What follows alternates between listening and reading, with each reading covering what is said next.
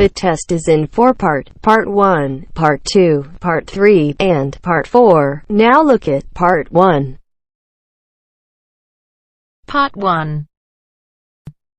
Listening. IELTS practice. Questions 1 to 5. You will hear a telephone conversation about voluntary work.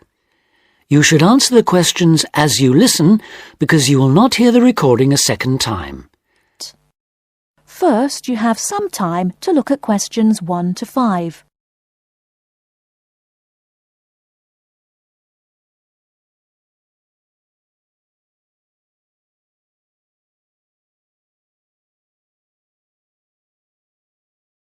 Listen carefully and answer questions 1 to 5.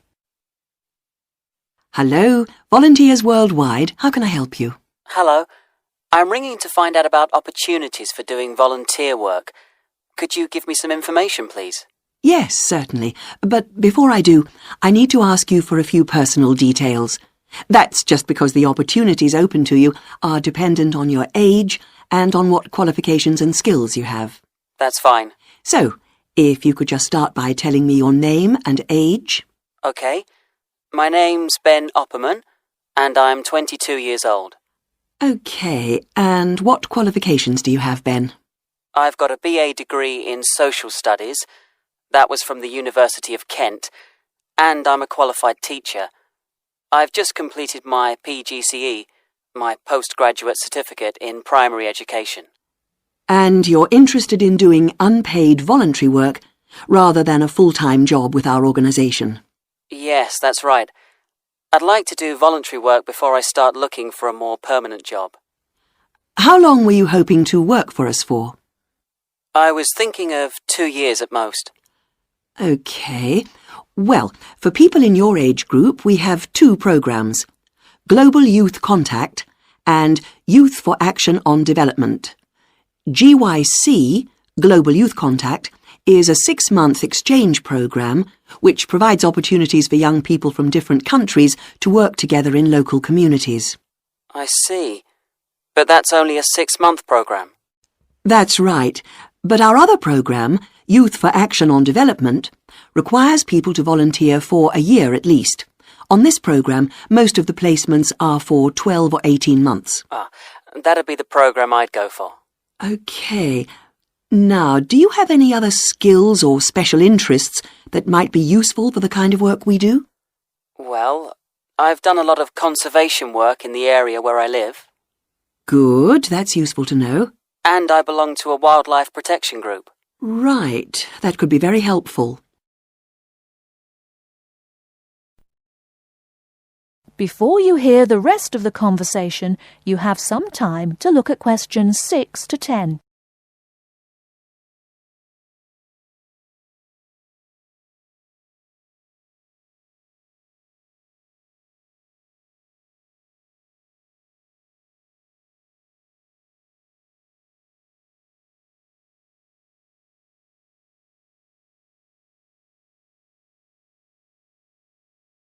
Now listen and answer questions 6 to 10.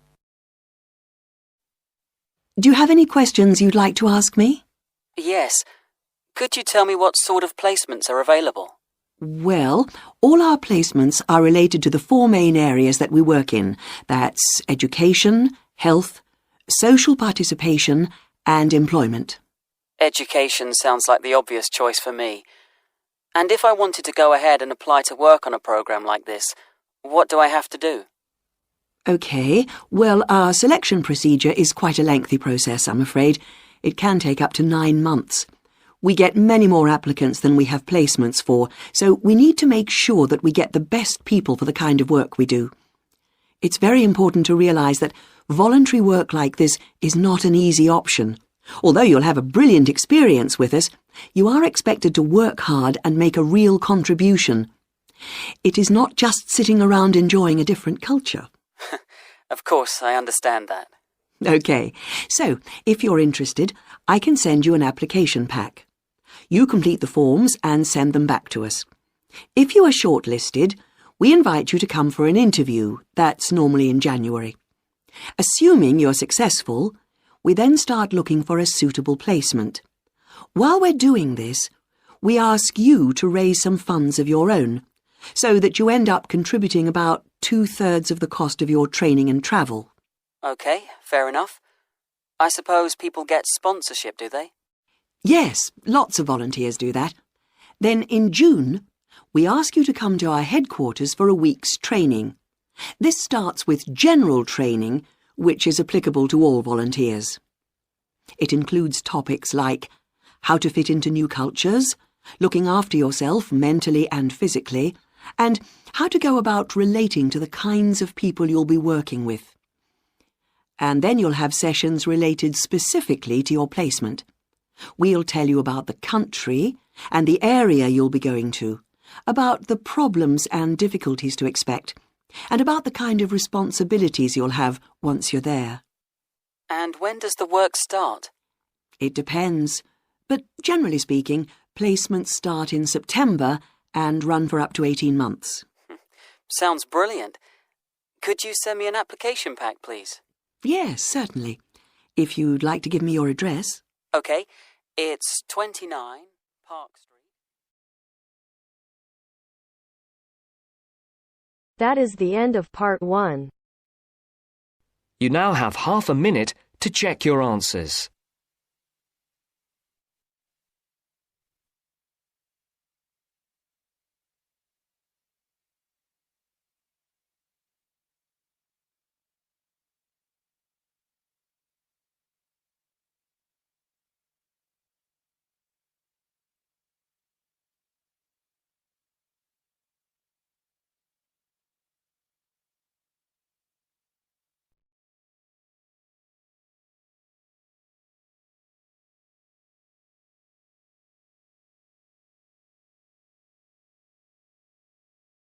Now turns to part 2. Part 2. You will hear a university administrator telling a group of new students about the central campus buildings and the facilities they provide. First, you have some time to look at questions 11 to 16.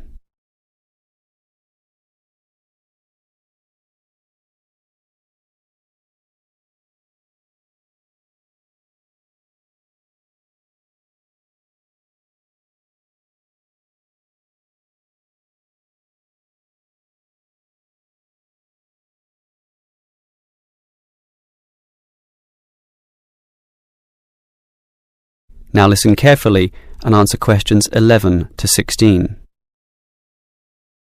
Welcome everyone to the Brandon Complex, the geographical and we could say spiritual heart of this university. This is basically where everyone eats too, as you can see by looking around. There are many different cuisines here, Chinese, Indian and Middle Eastern, plus the usual fare of a local type, all in that corner over there. We have many shops here too, but the biggest is Wilson's, right there, providing clothing and hardware. That's next to all the restaurants. Now, on the opposite side of Wilson's we have 3 shops. The one in the corner there, closest to the restaurants, is for DVDs.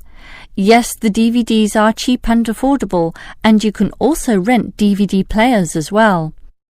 Moving on. In the corner directly opposite Wilson's is the Student Union office.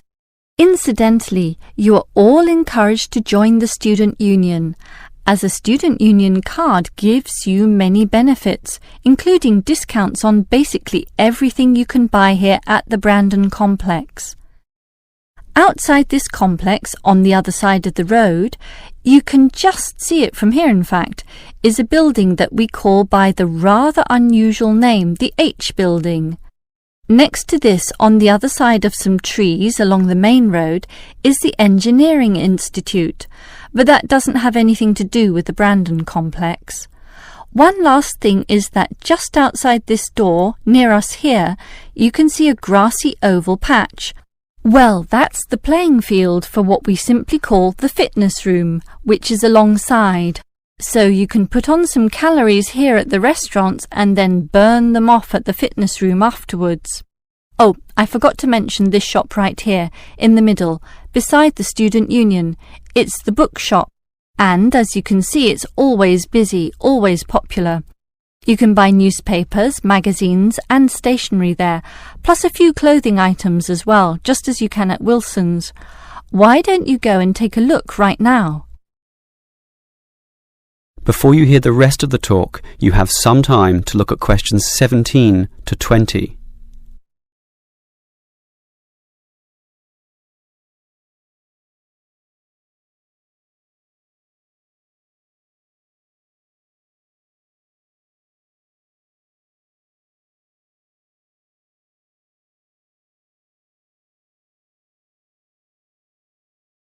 Now listen and answer questions 17 to 20. Now, I'd like to tell you a bit more about one of the buildings here, namely the H building. Despite its bland name, you might be interested in what goes on there. It is our main recreational centre, with halls, offices and space available for a variety of activities, mostly for those who want to get fit. For example, if you're interested in yoga, you're in luck, since 4 days a week there are free yoga classes. They have several levels, so if you're a beginner, you'd have to start with that. You can check the schedules on the wall there. Yoga used to be at night, but now it's in the mornings, but not on Wednesdays. Along those same lines, there's aerobic dancing in the afternoon. This shares the same room as the badminton games, which are on Mondays, Wednesdays and Fridays. The aerobics are on the alternate days, Tuesdays and Thursdays, and it's not restricted at all. Everyone is welcome to join, although the instructor may divide you up, of course, according to ability. And, just to show how diverse the H building is, there's even some spiritual solace available there inside the multi-denominational prayer centre, with individual booths and a variety of holy scriptures and texts available to read from all the major religions of the world. That's open all day over the weekend, but not at night time when the rooms are for private booking. Finally, for those of you of a cerebral nature, the University Chess Club operates at night. That's open from 8 p.m. every, is it Wednesday or Monday? No, sorry, Friday. And I think it closes at about 11:30 p.m. So, there's something for everyone in the H building. That is the end of part 2. You now have half a minute to check your answers.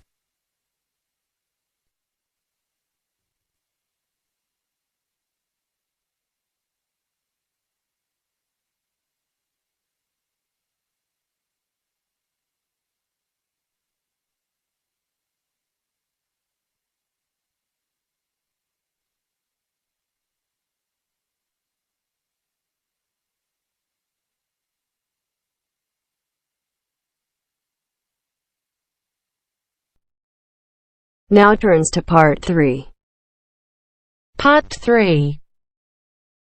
You will hear part of a radio programme in which the manager of the Apollo Leisure Centre is interviewed about the centre. First, you have some time to look at questions 21 to 26.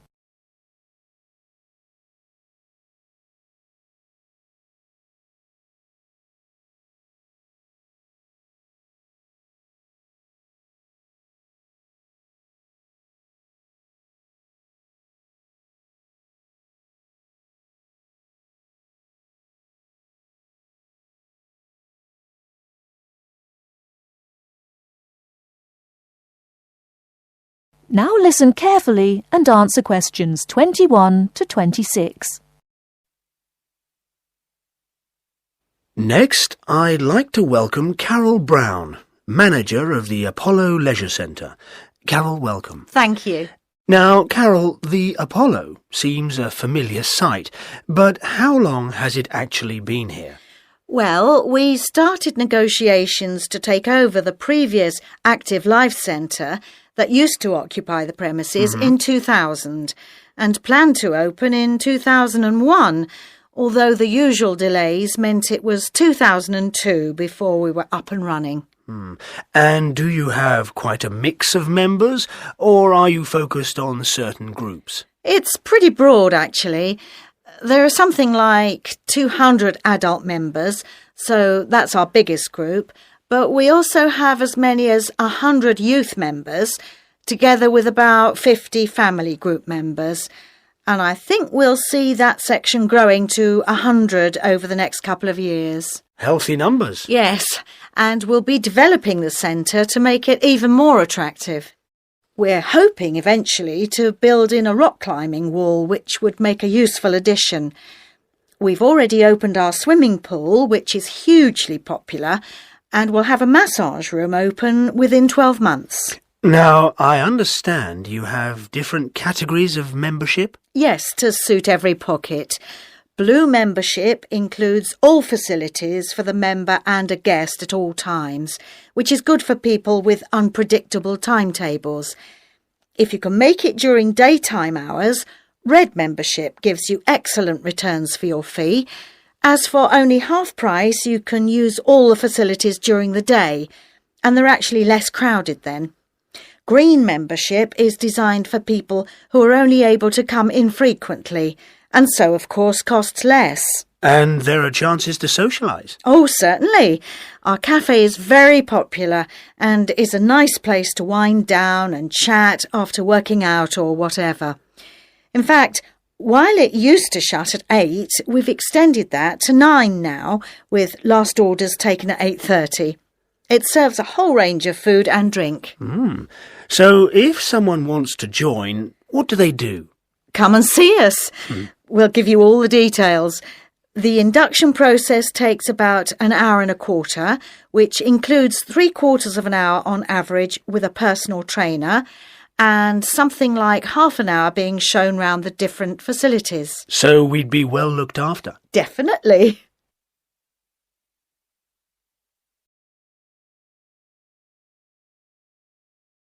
Before you hear the rest of the talk, you have some time to look at questions 27 to 30.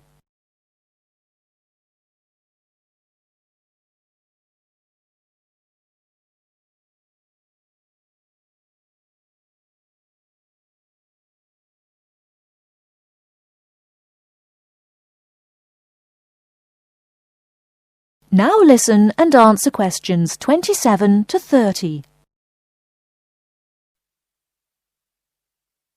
OK, now, Carol, can you give us some idea of what we could expect to get as members of Apollo? Sure. Well, let's take next Monday as an example. The early evening would begin with the programme of classes. Of course, members would also be at liberty to do their own thing. I'm just talking about the listed classes that we'll be offering. So let's say you're free to turn up at 4 p.m. You could spend an hour in a class that we call gentle exercise. This isn't a hard workout, as you might be imagining it, but a session designed for those who perhaps are not used to rigorous classes and would like something to ease them in. Right. The next thing on offer will be starting at 5, and again, it'll last for an hour. In contrast, this is what we simply call weightlifting. It's certainly not for softies, but this strenuous session is, of course, carefully monitored, and we wouldn't let anyone do anything silly. Oh, well, that's reassuring. And then, kicking off at 6:15, you'll be welcome at a class aimed at promoting better lifestyles, which we run under the banner of healthy living. We'll give you all sorts of useful advice about just living better. Oh, sounds easier than working out. And probably at least as important. And rounds the evening off nicely. Oh no, we still have one more offering. These days, so many people are working, frankly, more than they should be, and we try to combat the stress that creates by encouraging those who can to take part in the class we call relaxation. You can learn lots of helpful techniques for staying calm when you think everything's going terribly. Now you're talking. So we'll see you on Monday. Now...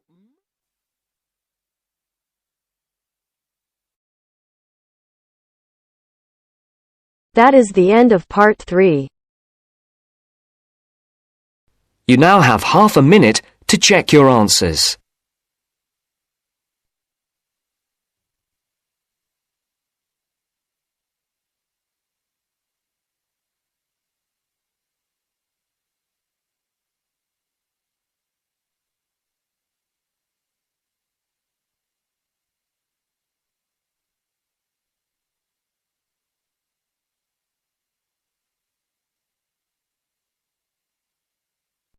Now turns to Part 4. Part 4. You will hear a talk about stray cats. First, you have some time to look at questions 31 to 40.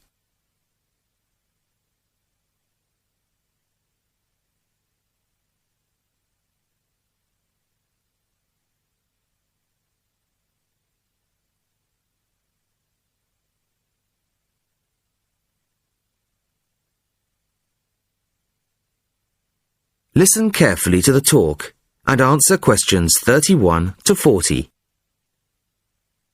Good evening.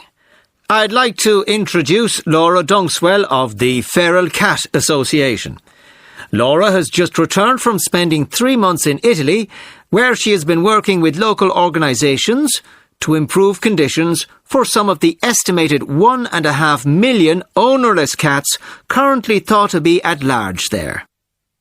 Thank you very much. The principal problem regarding this issue is much the same in Italy as it is in other countries. Public awareness. The general public have become so used to the sight of ownerless cats in poor condition wandering their streets that they simply don't recognise it as a problem. While some will put out scraps of food, the majority see feral cats in much the same light as, say, seagulls, a form of local wildlife which is of no particular concern to or responsibility of the human population. Of course, there are plenty of individuals who do take responsibility for cats in their areas, providing appropriate food, emergency veterinary treatment, and perhaps indoor shelter.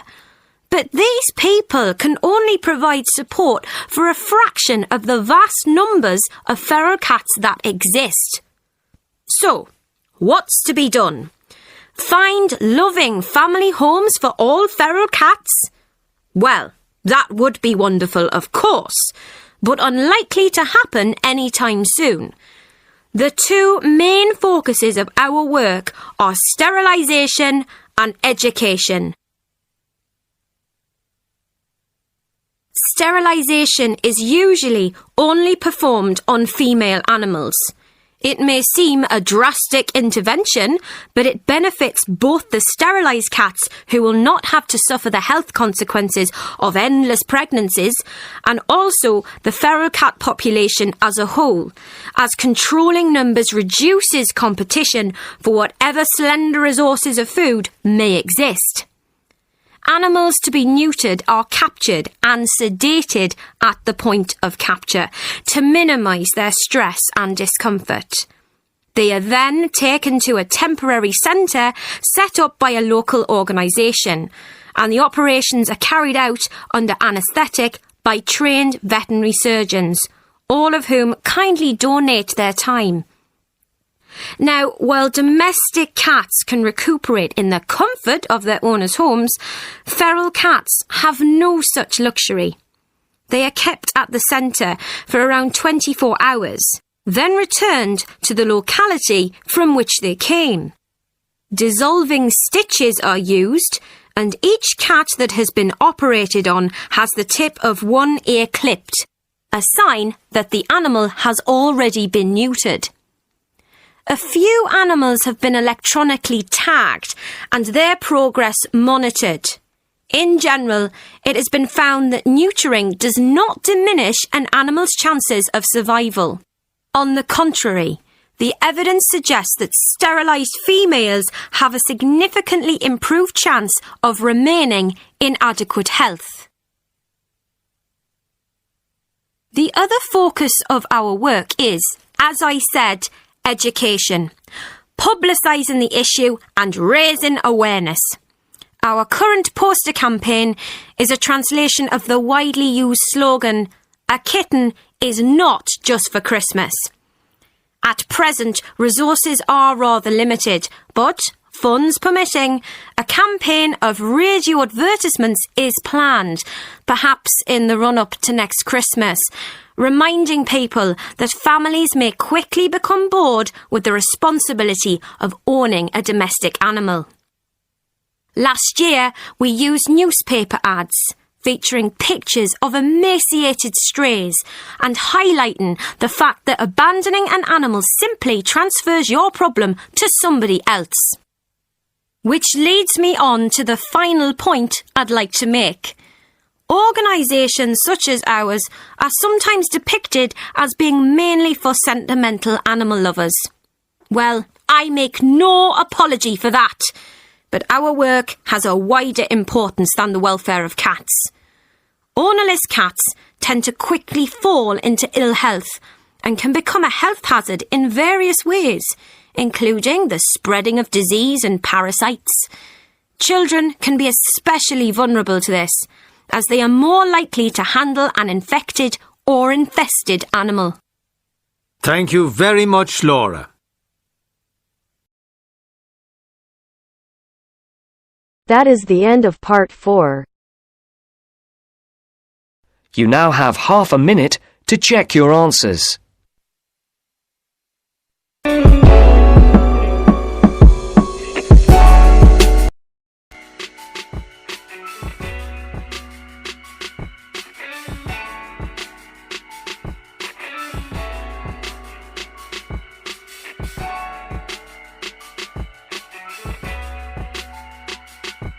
You now have 10 minutes to transfer your answers to your IELTS listening answer sheet.